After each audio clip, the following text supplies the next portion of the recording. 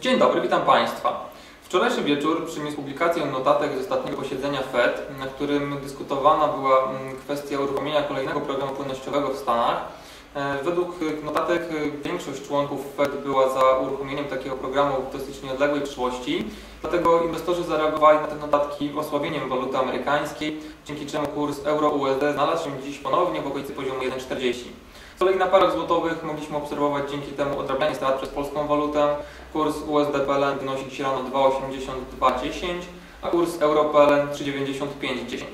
Na dzisiejszą sesję zaplanowano dwie istotne publikacje makro. Pierwsza z nich pojawi się o godzinie 11 i będzie dotyczyła dynamiki produkcji przemysłowej ze strefy euro.